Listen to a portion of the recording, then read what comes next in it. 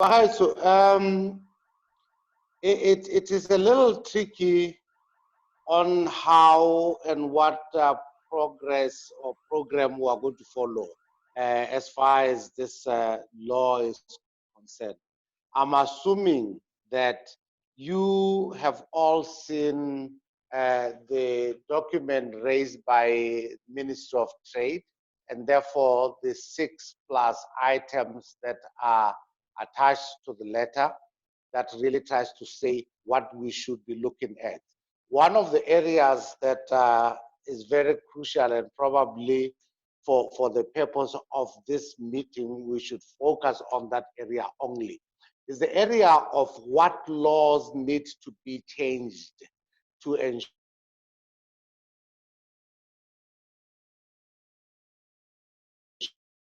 that economic empowerment. Give you an example of what I mean, what laws. If, for example, we are talking about citizen empowerment, and citizens have no access to, for example, cash to go into business. Yet we have a CEDA there with its own laws, a National Development Bank there with its own laws, a BDC there with its own laws. And if you look at all the three, there is no tying in as to how citizens can get access. Let's all agree that most of the time, am I still audible? Hello? Yes, you are, yes. Yeah, most of the time, citizens fail to achieve certain things, and we know that there are certain things, businesses that are reserved for citizens at this current point in time. Citizens are not able to achieve or reach those because for them to achieve or reach those, maybe it says, citizens, you must have 100 million pula. Typical example is the CBD plots. How many citizens could afford those CBD plots? Probably nobody.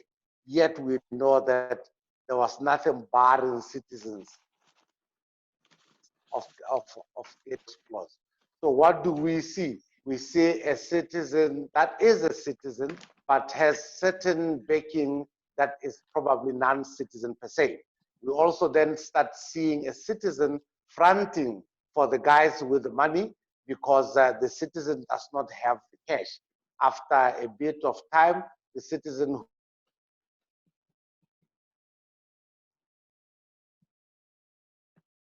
takes over that. So when we talk about particularly this particular program, let's talk about which laws need to be tweaked, which policies need to be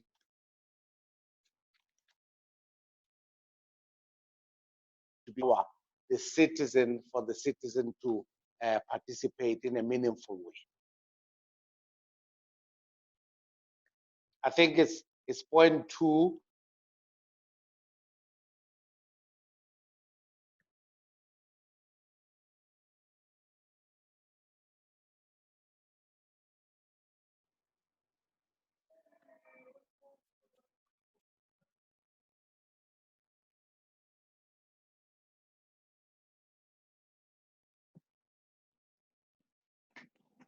Okay, I think Regibini's internet connection seems to be.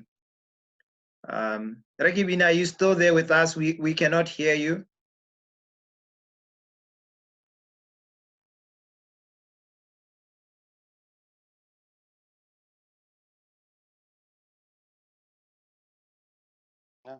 Yeah, I'm on now. Regibini? Yes, sir. Yes, I think we lost you there. Do you want to just repeat your last second point before we open up for discussion? Yes, I think my point was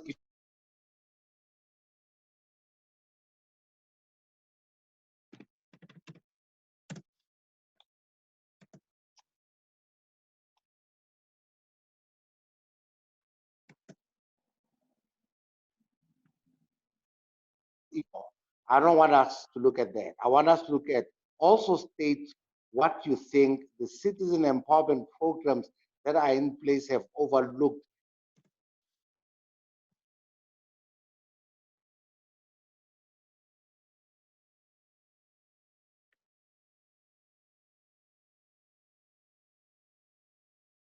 Okay, Keebine, I think I keep losing you from the side. I would assume that is standard for everyone else.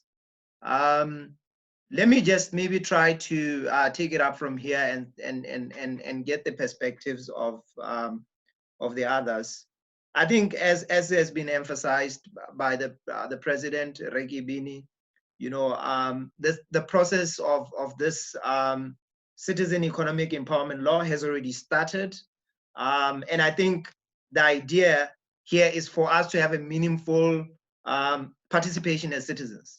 He has recommended that we rather look at the frameworks or the programming that are already in place to try to empower the citizen and be very deliberate about, for example, the aspect of the financial position of the Motswana himself.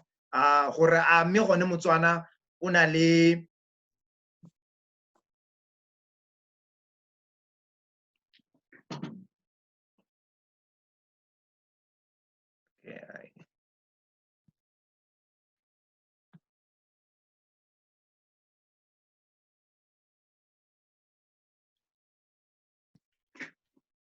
Okay, I think I had lost connection myself there. So yeah, no, it's bad. This connection is not very good.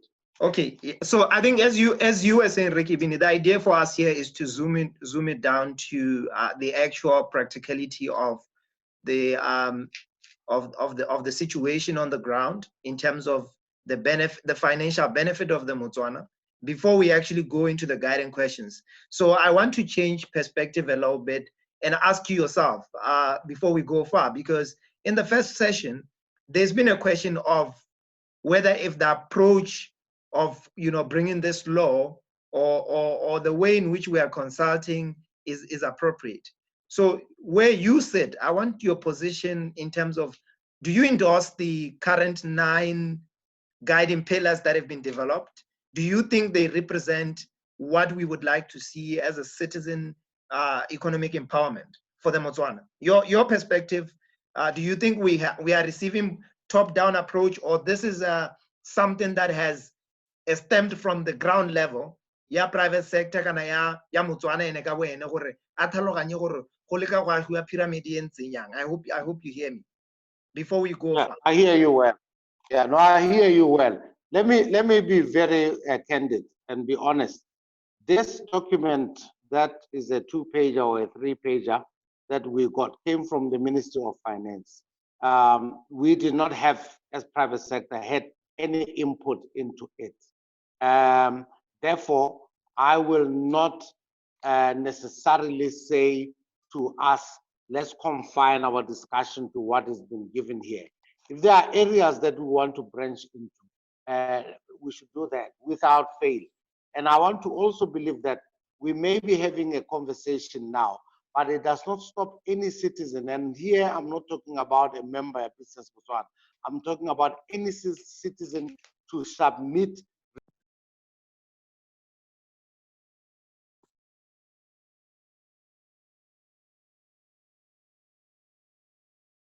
Okay, I think I'm back here. So I think, Keebine, what you have suggested is that we have an open mindset towards the way we have our input into this law or online consultation.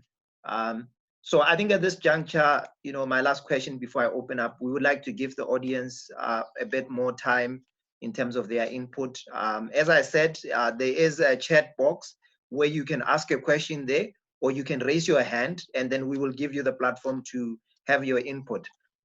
So Keebine, I think what I want to hear from you is, what is your go to win, or what are you expecting to win out of this consultation, as the lead of the private sector, so that as we consolidate these thoughts, clear even though there is a top-down approach here, but now we have to endorse. What is your quick win here in private sector to counter monopoly in terms of how we formalize policy or how we govern? What is your quick win from your desk where you sit? for us advantage. Yeah. Yeah, let's be very clear. We should not endorse anything. We must not endorse anything. We must come up and tailor our own issues as we see them, as they impact on us, as they affect us. Let me give you an example of what I mean by that. I've been approached by certain entities. For now, let me not mention exactly who those entities are, who have said to me they see what they term ICEE, Indigenous Economic Empowerment. And I am going to have a meeting with them. And I'm quite happy for you guys to come and join me in that meeting, so that I want them to tell me, where do they see the I, the indigenous part? And how do they see the I? And what do they think causes the I? Because I've got my own personal, not Business Botswana, personal opinion on the I. And I can state my own personal opinion on the I. But because I am a leader who does not represent the I, but represent the C, which is the citizen, I shall withhold my I contribution. But having said that, it does not stop you guys to raise the I if you want to raise the I, because it is part of how you see the citizen empowerment law going forward. This is not going to be a policy as it has been. It's going to be a law. And if you don't take advantage and raise all and everything that is, in your view, limiting a citizen empowerment, we're going to miss the boat. So, we'll cut again.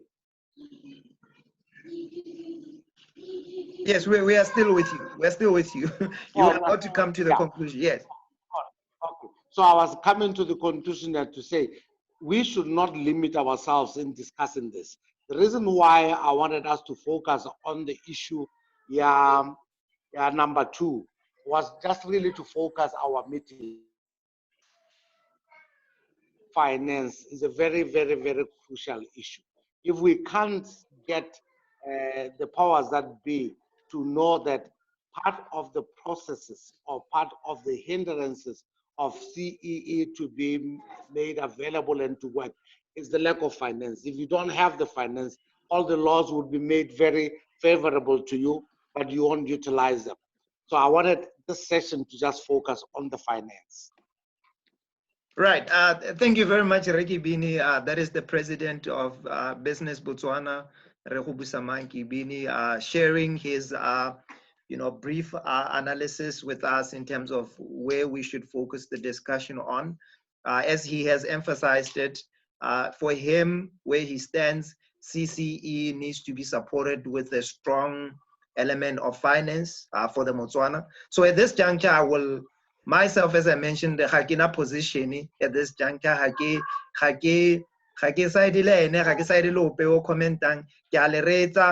then my team that is part of this is documenting everything, which we are going to produce a report that will be shared with Business Botswana, and that will be inputted into the final report that will be submitted.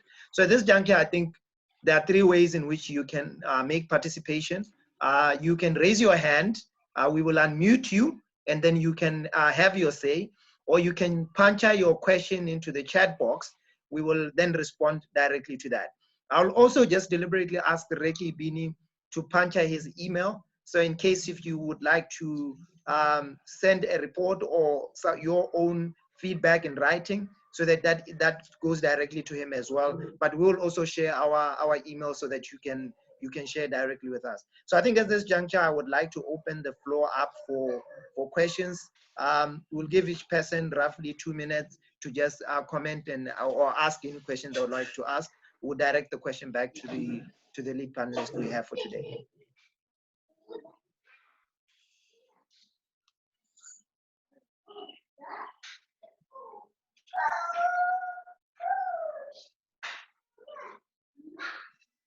Good afternoon.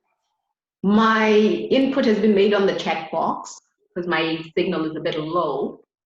And mine is specific to laws that can be changed or tweaked or to empower Botswana, noting the fact that no Botswana is really liquid enough to invest or buy shares into the property development, especially in prime areas. And the Sectional Title Act does not empower the Botswana to do that. Am I audible? Yes, we can hear you, Martha. I can hear you. Okay, unless the Botswana Act encourages those that are already liquid and have that much money to develop a property. But as a Botswana, obviously I wouldn't have the millions that I need to build the I Tower. So when the property is first developed for sectional title, it has to first be finished before it can be declared. Whereas in other countries, it can be declared from the onset and we can all invest into the property before it is built.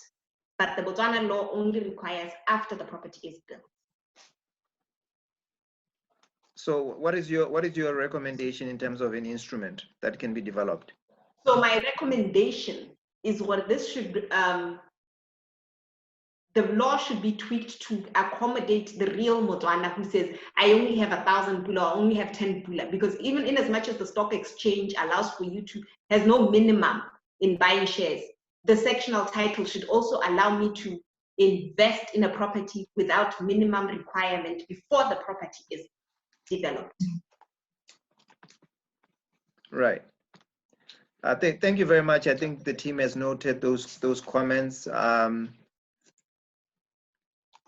Do we have anyone else who has a question? Please feel free to punch it. If you're not confident to speak, you can just punch it in the chat box. We'll pick it quite fast, and then we'll be able to share it for your benefit. Obuyile, thank you very much. Great to connect with you. That's just somebody from Francistown thanking us for this initiative. Thank you very much. Do we have any other question so that we can unmute you?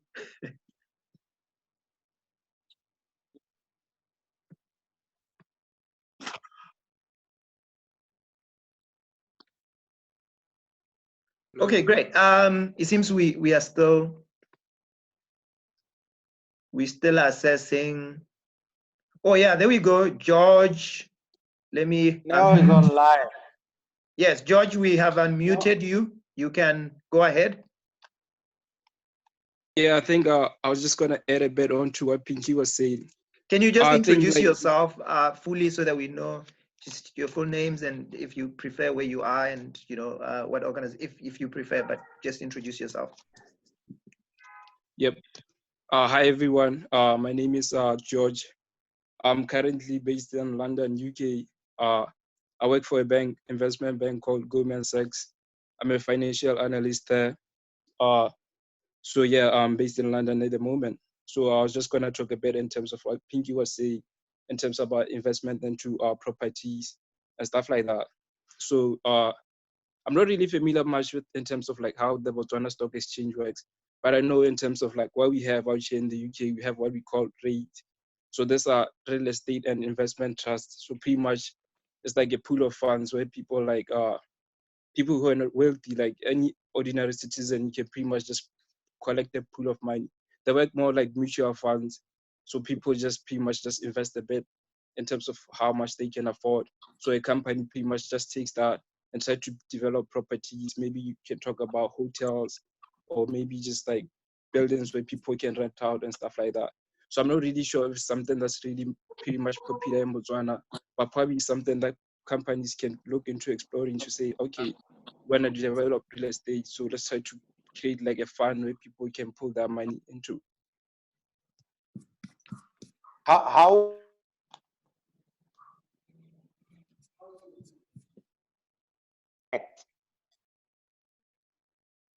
I'm just trying to think aloud. I'm thinking aloud here and saying to myself, yes, that's an investment portfolio you are talking about. How do we craft that into an act that will like seen implemented when the Act on Citizen Economic Empowerment is being done. Could you repeat that, please?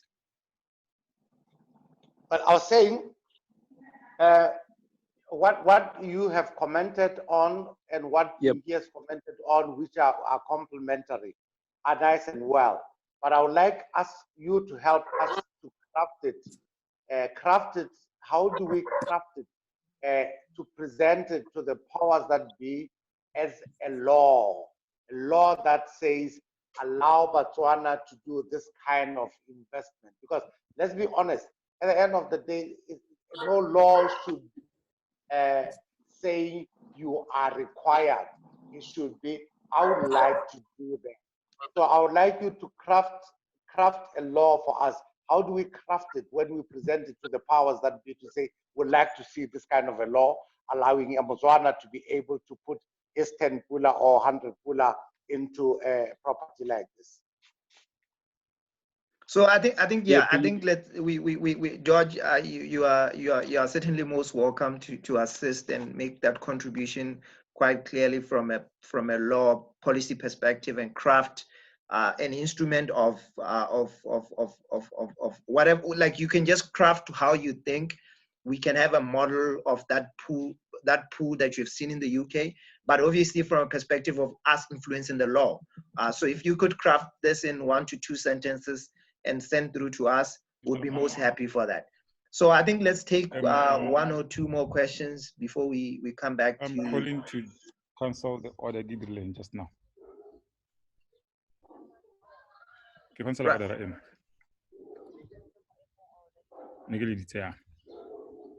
Okay, we've got Joel. Joel, are you talking to us or you're on another call? Okay. Sorry, I'm on another call. Sorry. 71885. Okay, I think we've muted him. That was just an error there. So I think we still focused on trying to see how to best come up with an element of finance for this discussion. For me, perspectively, maybe I could share a little bit that, you know, before we go to the other colleague, Buyile, I'll just be there within a second.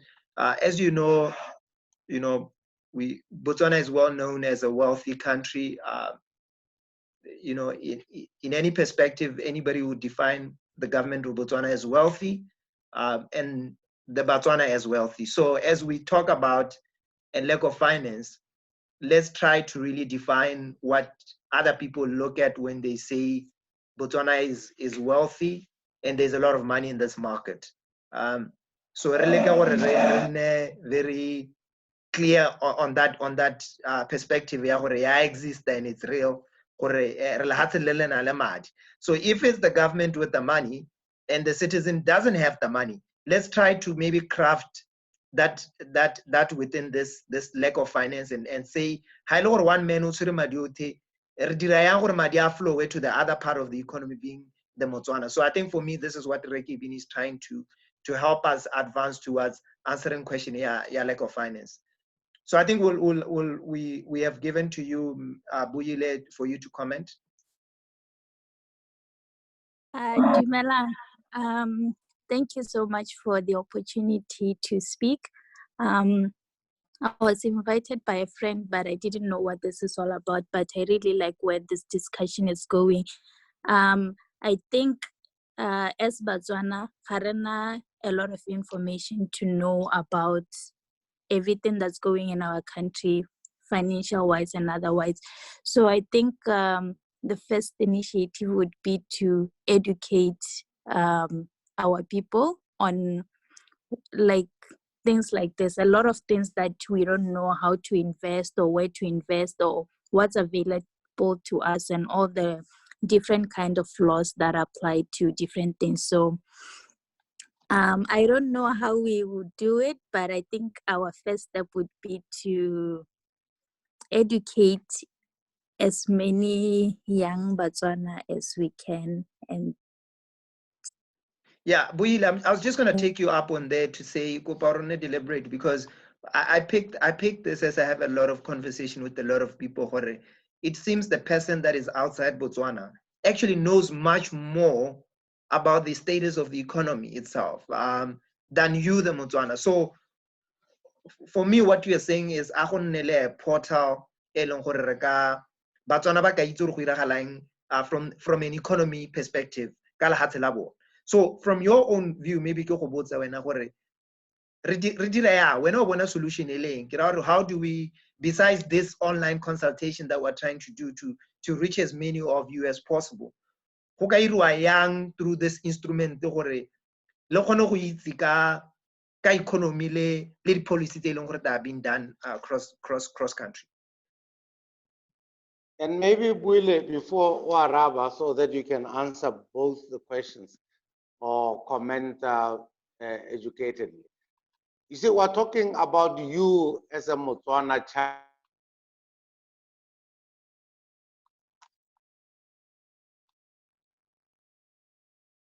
Capacity to say, I can go to a funding institution, whether you call it a CEDA or a BDC or a National Development Bank, or even a commercial bank, where the commercial bank says to you, your project is very, very, very viable, but we need you to put down a security at 10 million because you are looking for 10 million. And we all know that Bwile has no 10 million to get. So Bwile is going to go to a Chinese, for lack of a better example, and say, well, the bank have said this project that I'm working on is very, very viable. They like it. They are willing to fund it. My problem is I need securities at 10 billion, which I don't have. My father doesn't have. My mother doesn't have. Come on board. Now that's when fronting starts.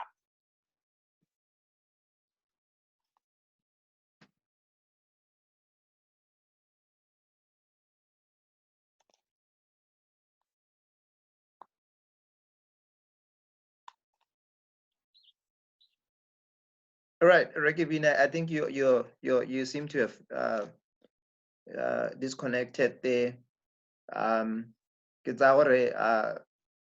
Colleagues Lutule, let's try to respond to some of these on the chat box and directly to the question sessions so that we can get to all of us participating. So is there anybody else with a question or comment you would like to make? You can just raise your hand and we will unmute you if you're not muted, or you could shoot.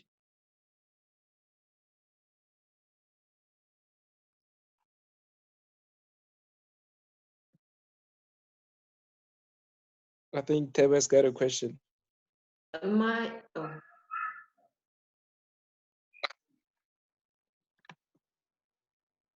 Please go ahead.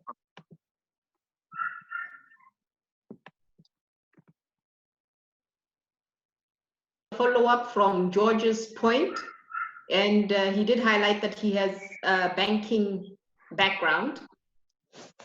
What would it take to establish as private sector mutual funds that would be limited to private sector, so that, like he was highlighting, people can invest in different properties?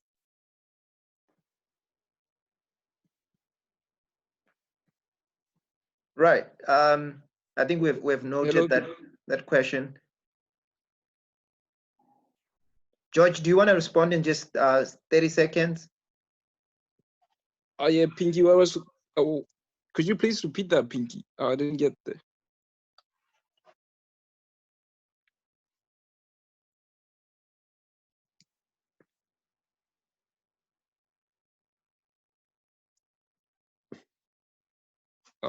I don't think she's still online. Okay, I think the idea, George, that Pinky was asking was, what would it take to set up a pool of that similar fund, or what you gave an example of that already exists in the UK. I wouldn't necessarily want you to respond to that now, because I feel that in the way in which you would respond towards us formulating the law, it would help with that perspective. So perhaps what I would like to just request you to do is maybe guide in the form of just 1 or 2 sentences how we get there, right? So I think we have got the last 2 questions that we can take before we come to wrapping up this session for today. For those that are just joining in, the discussion here is about the Citizen Economic Empowerment Law that is actually in the process of coming soon to Parliament in July. And the idea here is that, you know, Business Botswana, in collaboration with ourselves, is trying to collect as much insights about your perspective into what should go into the Citizen Economic Empowerment Law. So just generally also, as the president of Business Botswana highlighted in this discussion, the idea for us shouldn't be to look at only this law. It's about how we should make an all-inclusive law eka thusa Motswana, regardless of where they are. So as to whether if Motswana is young, that is not an issue for us, but it's an issue for us. Anybody who's a citizen in the country, benefit from the country. And of course, as highlighted by Keebine, the biggest challenge for him, for Botswana, Botswana have access to finance. So as we think about this law, instrument something that would curb this lack of finance towards all the Botswana in the crosser in the bigger board. So I think we take one or two last questions or comments from the people that just joined.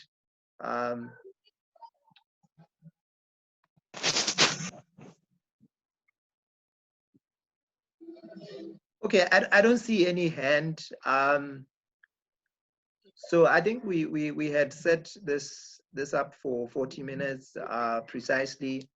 We will at this juncture stop here and thank you, and just let you know that there is a series of these consultations that are going to take place over the next 3 days. There will be one that is going to take place tomorrow at 12 p.m. Gaborone time. Please join in. There is another one also tomorrow at 3 p.m. Please feel free to share with others. As we mentioned, you know, there is a report that will be produced, and all your insights will be shared through the Chamber of Commerce, and then ultimately reach the Ministry of Trade to try to make sure your voices and your insights are, help craft a policy. So I would like to thank you, and I look forward to seeing some of you tomorrow at 12 p.m. No, there's a number. They asked them for the number in Pakala. I opened that page, the one for Gaborone West. So thank you very much to everybody for participating. I opened the page. But Mr. Chair, you could have